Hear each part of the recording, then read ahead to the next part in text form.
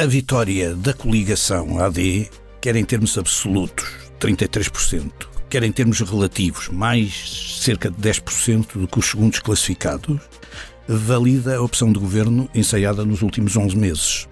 As oposições estão também temporariamente inibidas. À esquerda não há dimensão para consubstanciar uma alternativa.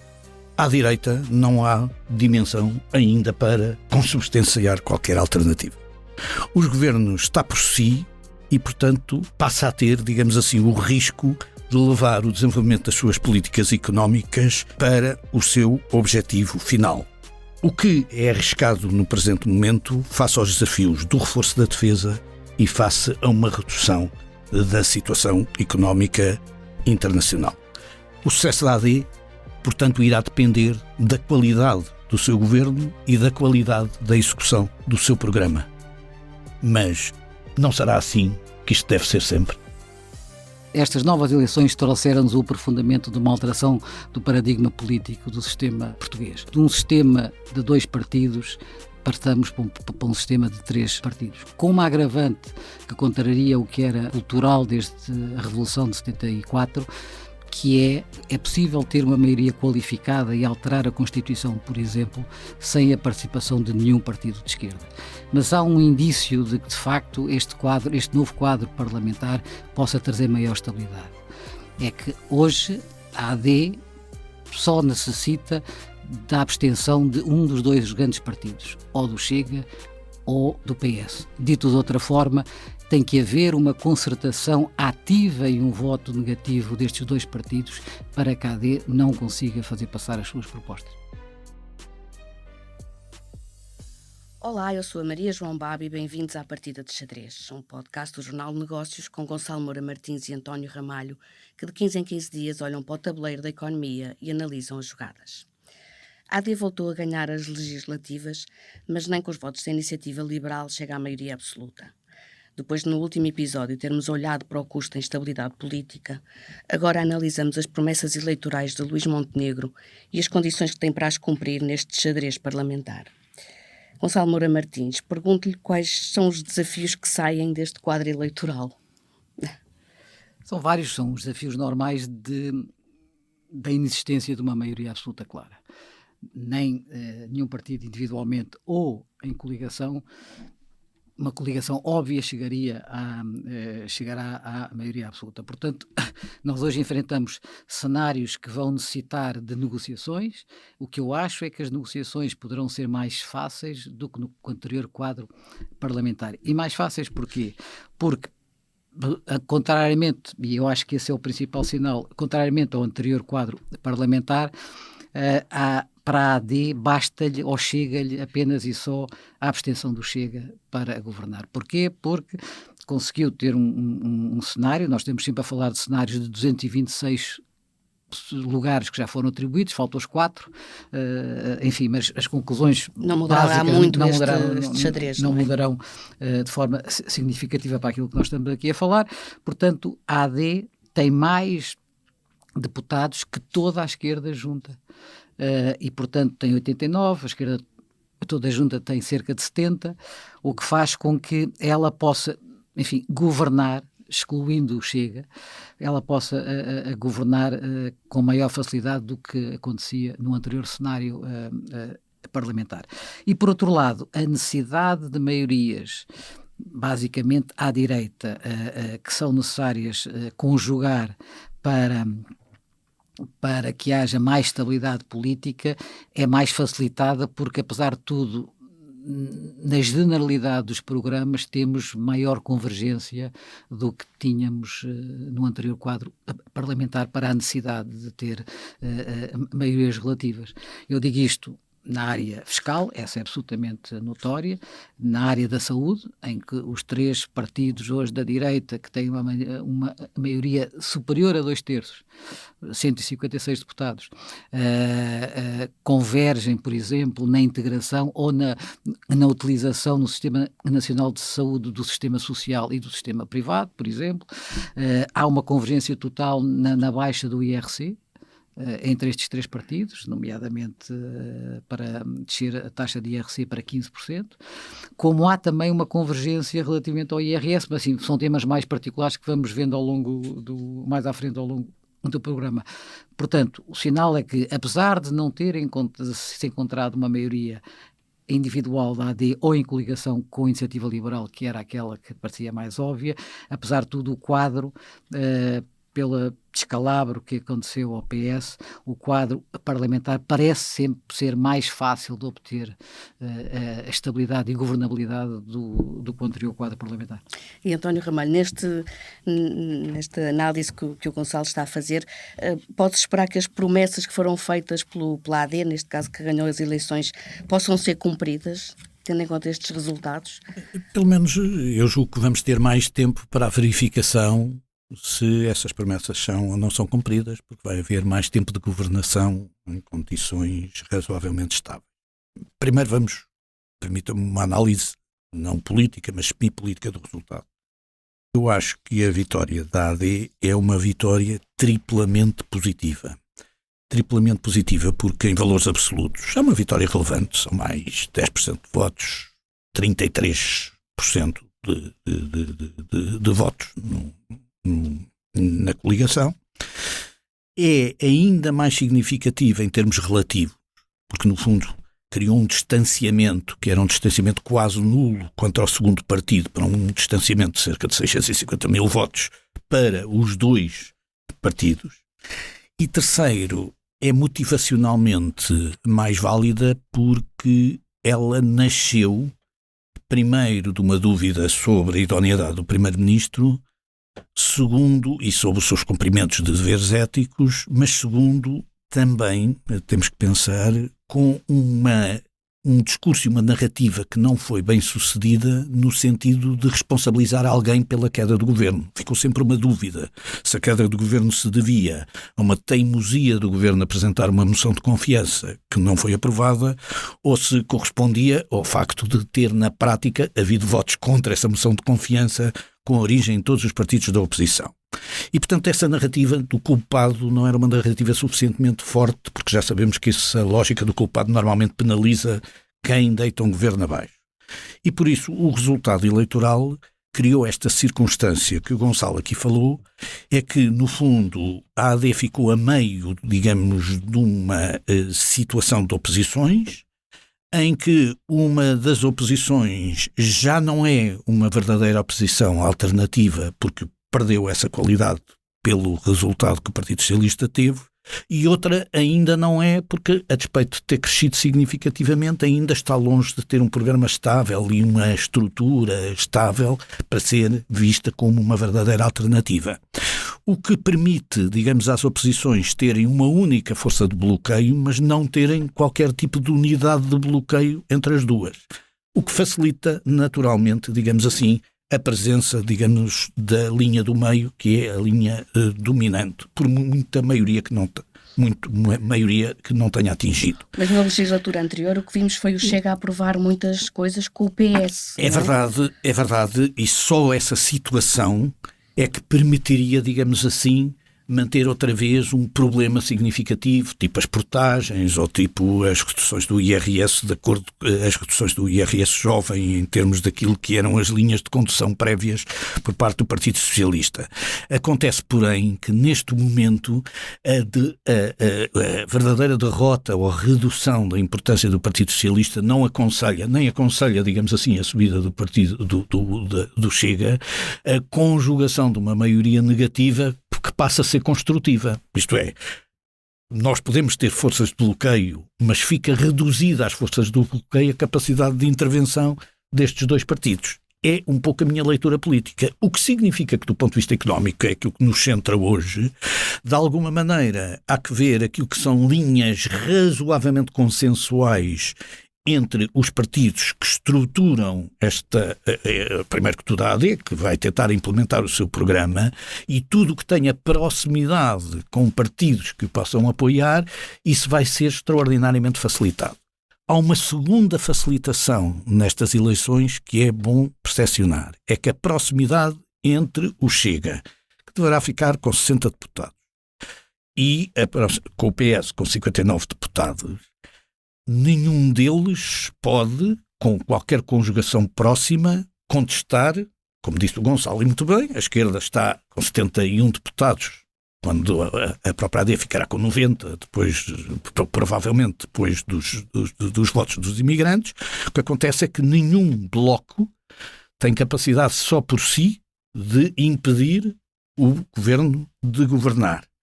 Mas, adicionalmente, o governo tem a possibilidade de utilizar a maioria de 2/3 com qualquer um dos partidos, seja o Chega, seja o Partido Socialista, desde que tenha o apoio da Iniciativa Liberal. Isto é... Desde que o Chega, como dizia o Gonçalo, se abstenha, não é? Contando com a abstenção do Chega...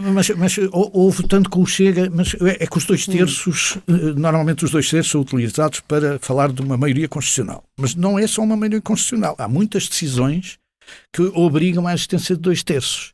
E a verdade é que nenhum partido por si próprio pode obstaculizar sozinho, desde que a Iniciativa Liberal esteja envolvida, a eleição de um presidente da Assembleia, as alterações nos juízos do Tribunal Constitucional, todo um conjunto de decisões que possam ser tomadas ou com o Chega e a Iniciativa Liberal, ou com o Partido Socialista e a Iniciativa Liberal. E isso dá uma vantagem negocial nova, diferente, que obriga, obviamente, a uma estrutura diferente a que o Primeiro-Ministro não estava até agora habituado, não tinha essa possibilidade, porque para a fazer tinha sempre que negociar com o Partido Socialista.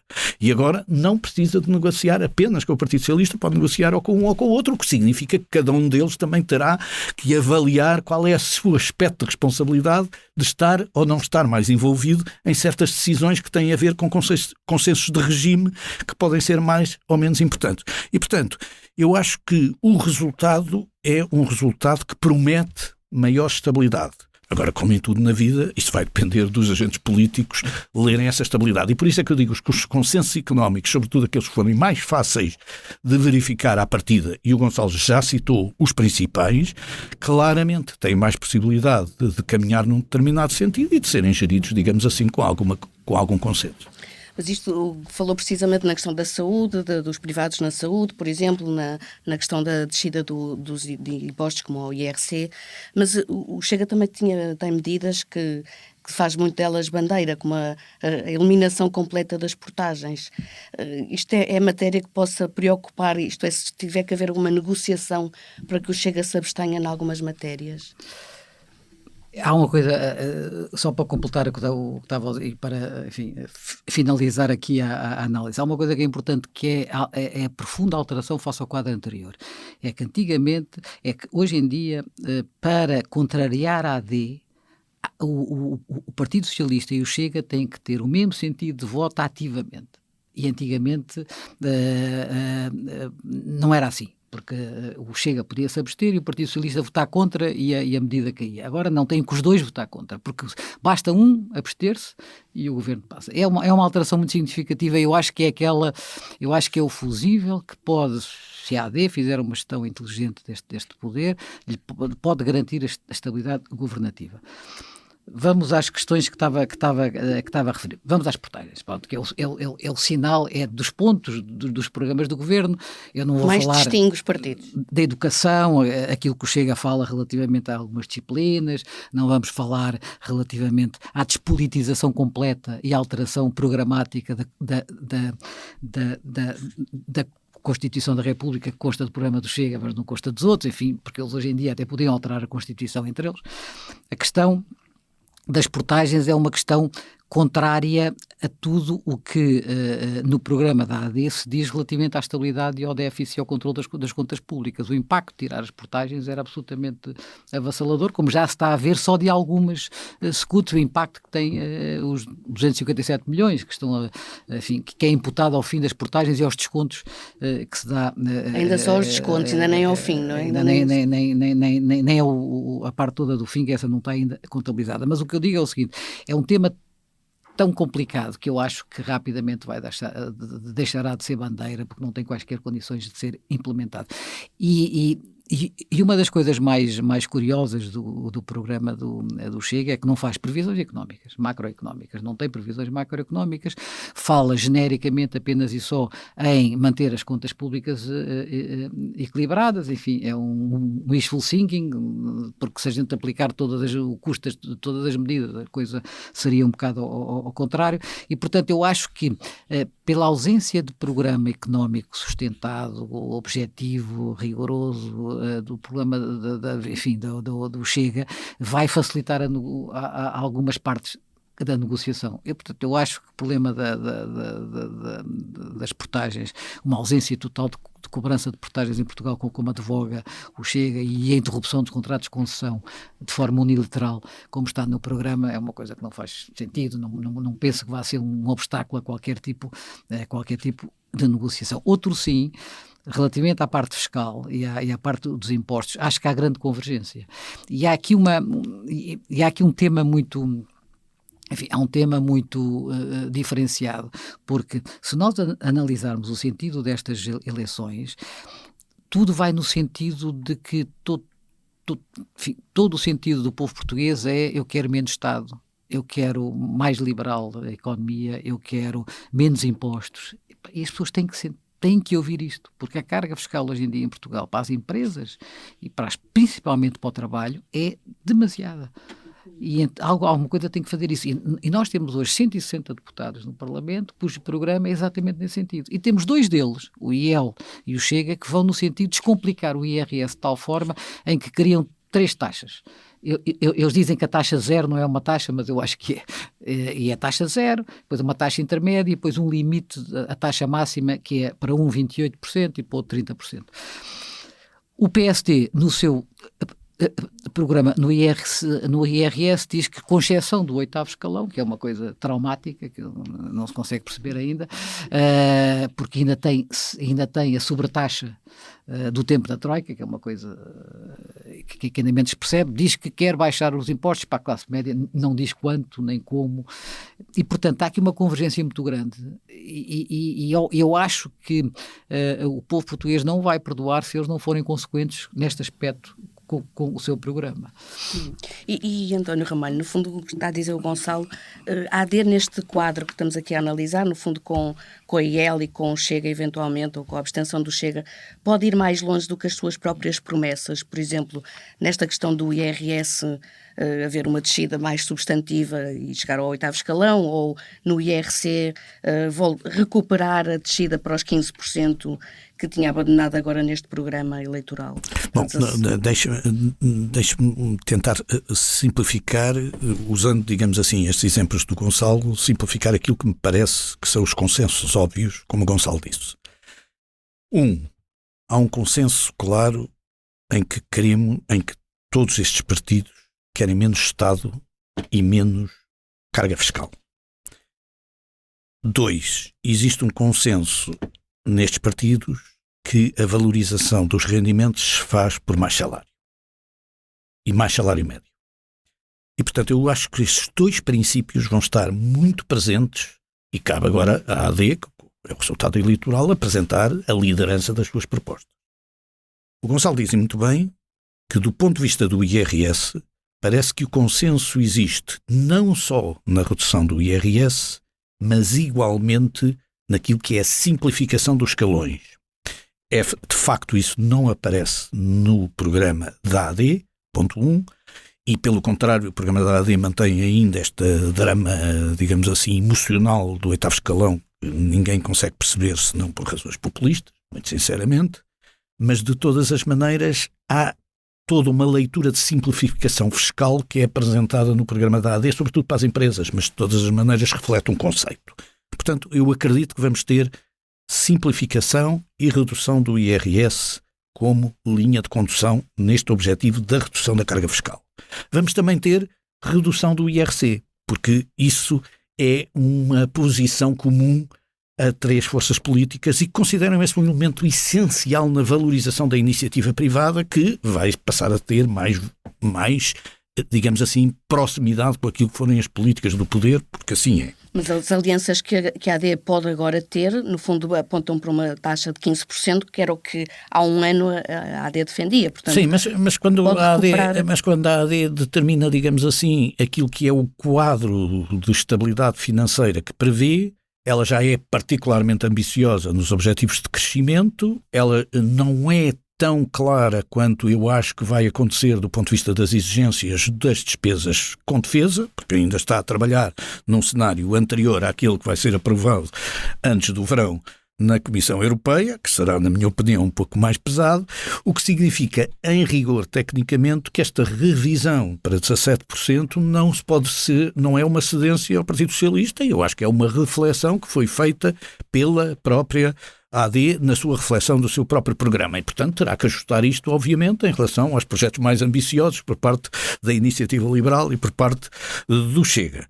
Portanto, e há uma linha que a AD refere muito, que é a simplificação e a redução dos benefícios fiscais, como sabem, uma miríada de complexidades existentes, que pode ela própria ser um instrumento, digamos assim, de ajuste destas iniciativas. Portanto, eu vejo estas duas leituras como muito positivas e muito positivas no sentido de serem razoavelmente previsíveis do ponto de vista de política económica futura, bem como todo o trabalho que poderá vir a ser feito no sentido da valorização do salário médio, coisa que já aconteceu e está a dar sinais, digamos assim, pela primeira vez de escolar este ano, e portanto, se isto a continuar, será, digamos assim, boas iniciativas nesse sentido. Vejamos agora, digamos assim, as questões que referiu a Maria João e que são engraçadas. Existem ou não alguns pontos de risco em relação a estes consensos por esta leitura? Na minha opinião, existem, não tanto nas portagens, porque eu também sou um bocadinho como este conceito do Gonçalo, que é, se nós focarmos na redução de impostos e focarmos no aumento dos rendimentos, deixa-me dizer que a decisão de quem é que paga, digamos assim, se é o utilizador pagador ou se é o contribuinte que paga, começa a ser óbvio que tem que ser o utilizador a pagar, porque não há, digamos assim, capacidade de redução dos efeitos sobre os impostos e depois, simultaneamente, reduzir, digamos assim, sobre os utilizadores. Mas existem, digamos assim, dois assuntos de forma diferente que merecem também destaque. Um é que há alguma leitura de que poderia haver uma redução do IVA a zero sobre bens alimentares. Essa ideia é do Partido Socialista, mas também o Chega a refere.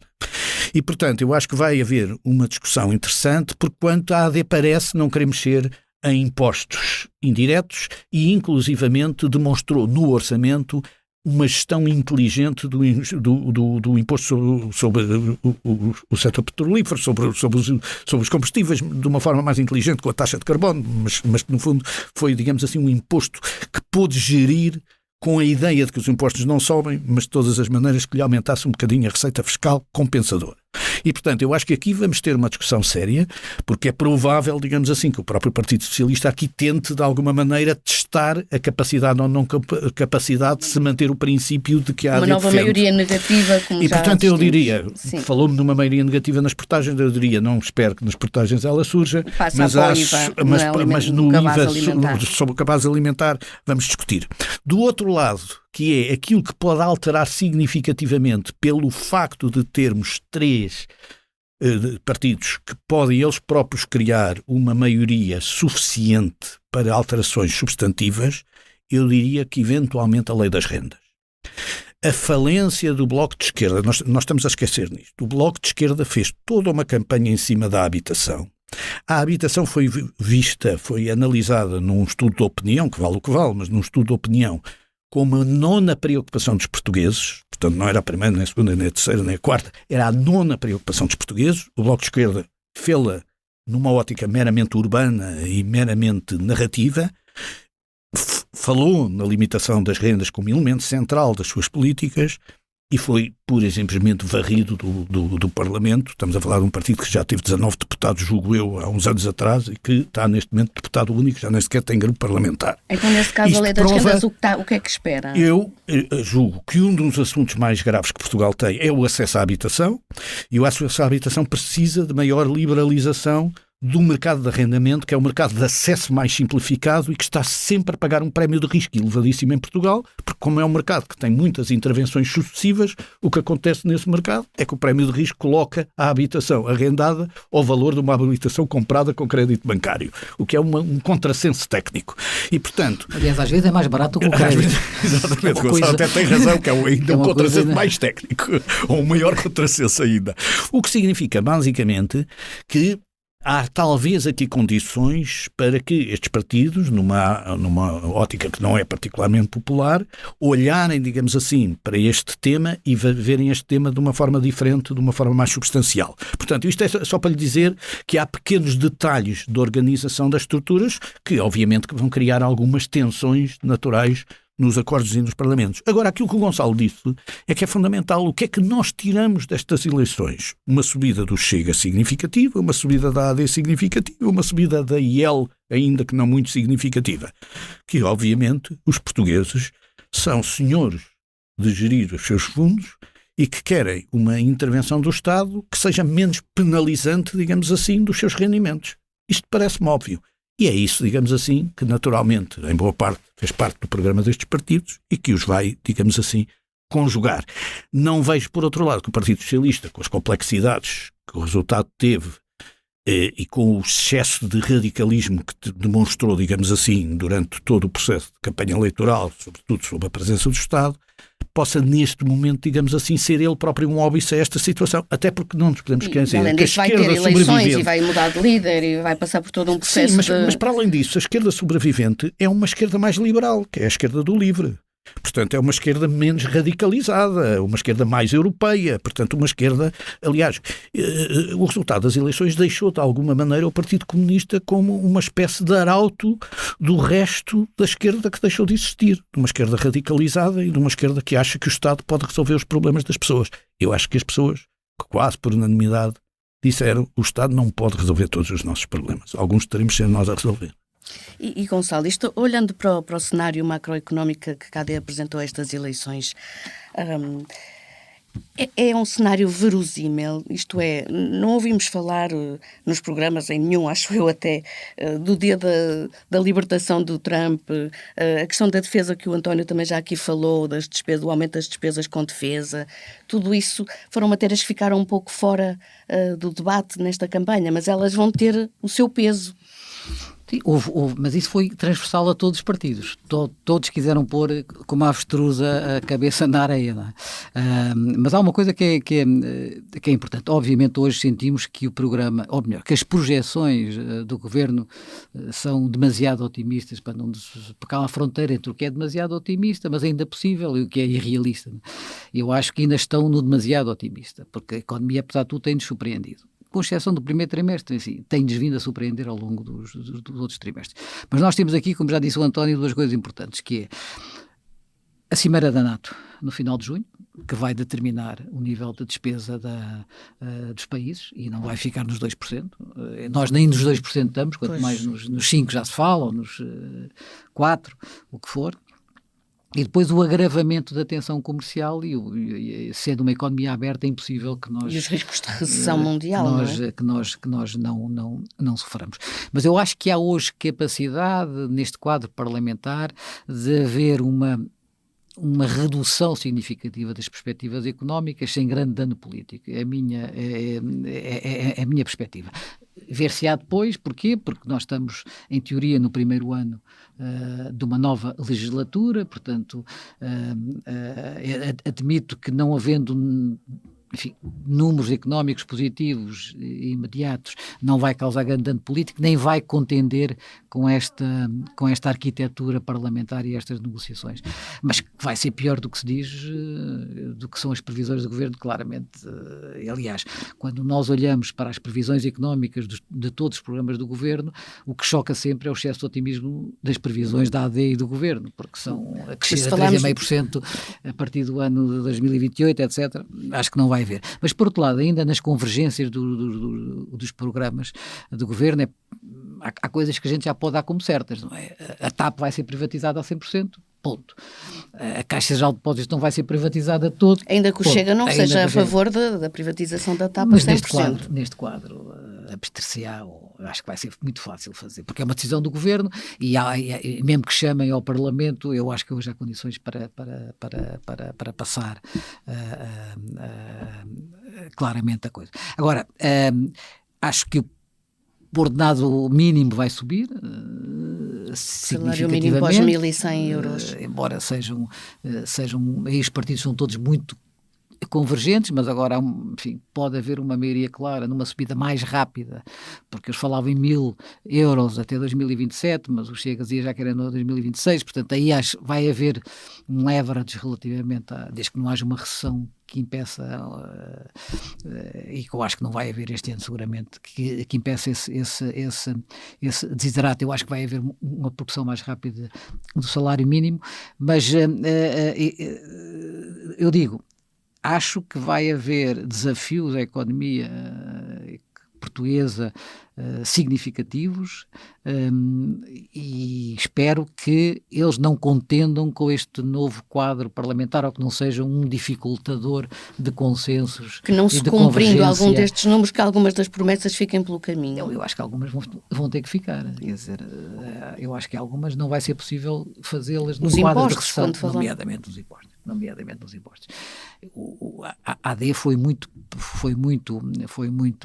precavida ao dizer que quer uma descida até 17%, embora todos saibamos que inicialmente era 15%, ao longo da legislatura. Isto dá o que eles quiserem, que pode ser tudo no último ano da legislatura, se lá chegarmos, portanto, há espaço para isso.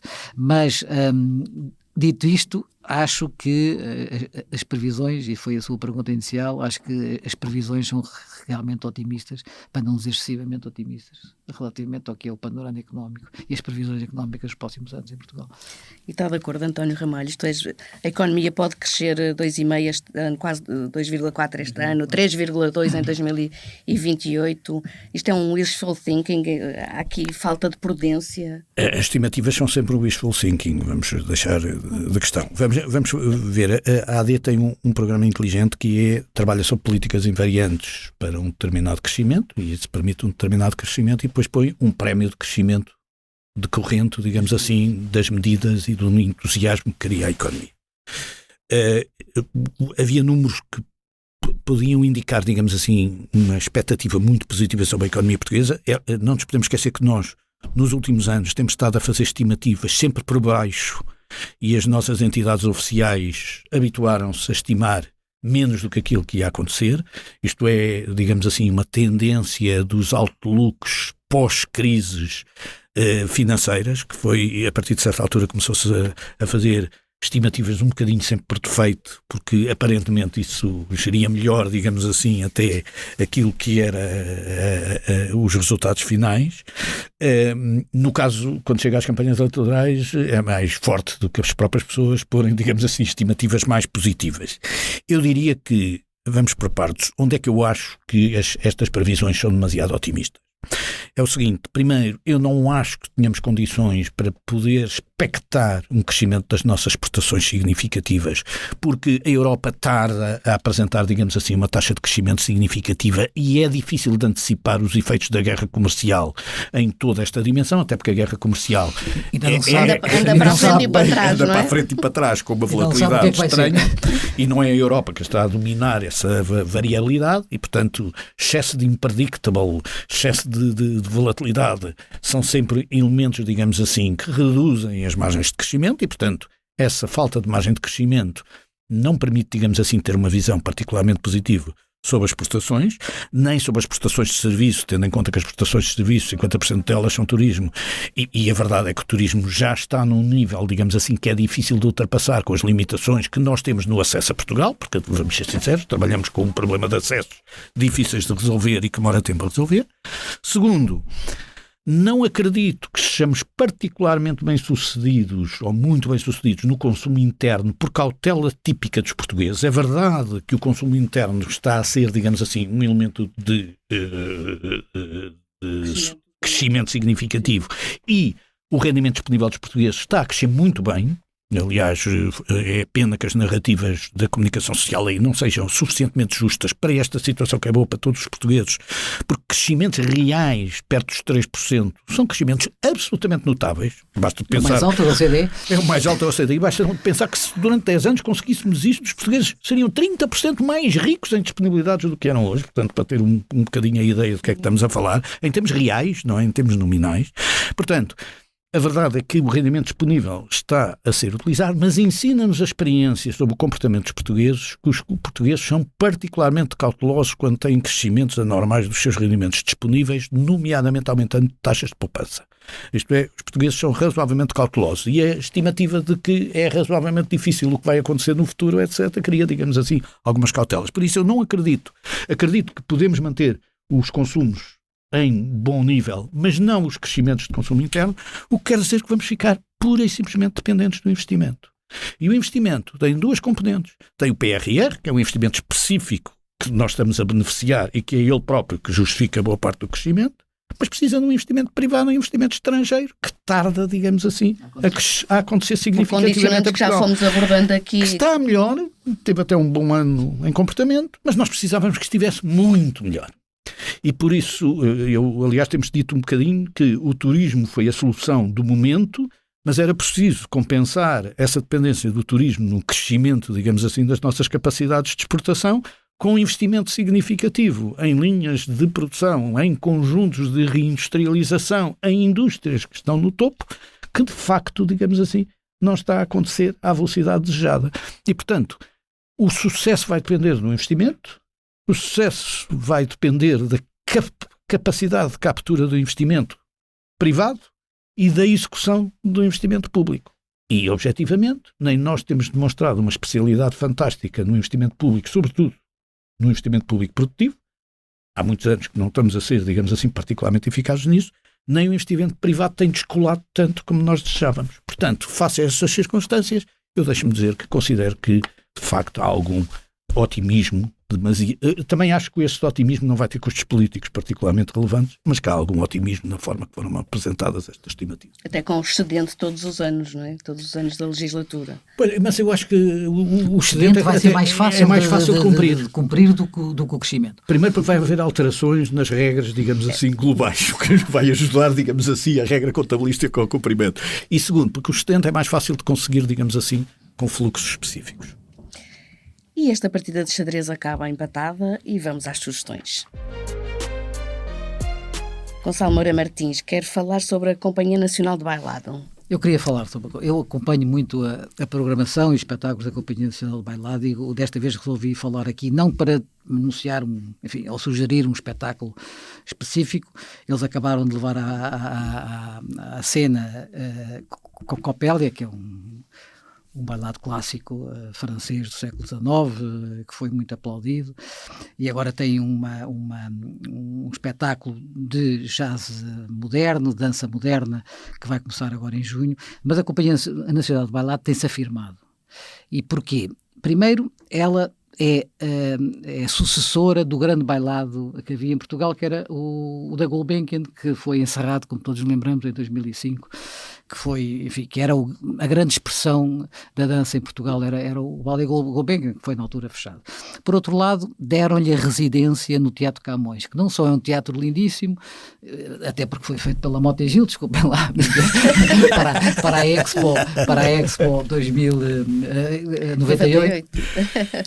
É um teatro lindíssimo, num sítio lindíssimo, e foi agora recentemente melhorado, e começaram a dar condições à Companhia Nacional de Bailado a nível da cenografia, dos costumes, dos trajes, da própria equipa permanente que lá está, para conseguir levar a peça, à cena, em cada temporada, ballet clássico e moderno de enorme qualidade. Portanto, a minha sugestão, Companhia Nacional de Bailado, sigam, vale a pena. O sítio é magnífico onde eles atuam, portanto, é a minha grande sugestão. Estejam atentos. E António Ramalho, quer falar-nos sobre o complexo de Ilhavo?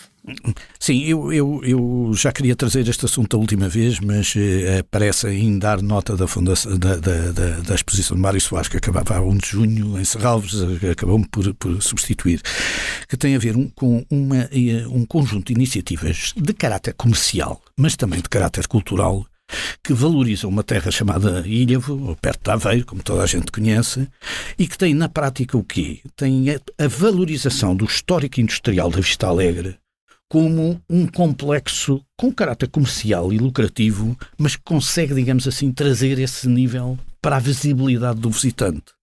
Isto é, o hotel enquadrado no terreiro da antiga fábrica da Vista Alegre, que inclui a fábrica, mas inclui também a capela de Nossa Senhora da Penha de França, o teatro, o museu, as características históricas que tinham, mas atualizadas, conjuntamente com os eventos, os roteiros, o desenvolvimento dos roteiros, as visitas guiadas e depois o próprio valor comercial da Vista Alegre, que é uma marca específica, conjuntamente com a marca Bordalo, transformam aquela zona que tem interesses comerciais num verdadeiro espaço cultural de recepção. E, de facto, aquilo é que eu chamo um welcome center. Um cartão de visita para que algum turista venha e veja a amplitude daquilo que é o histórico industrial transformado, digamos assim, em experiência cultural. Numa altura que as pessoas estão à procura de experiências, eu acho que vale imensa pena esta oportunidade para quem tenha a capacidade de lá ir e ficar, mas quem tiver a capacidade de visitar, ver como é que uma estrutura industrial foi atualizada, tem uma intervenção de Souto Moura, tem também, digamos assim, um hotel que eu não sei se foi a Motengil que construiu, mas alguém o construiu muito bem e, portanto, conjuntamente está bem construído, podia ser. De maneira que, naturalmente, digamos assim, é uma sugestão que deixo para todas as pessoas que puderem beneficiar. E esta foi a Partida de Xadrez, um podcast que pode ser ouvido no site do Negócios e nas principais plataformas. António Ramalho e Gonçalo Moura Martins voltam daqui a 2 semanas a colocar as peças em cima do tabuleiro.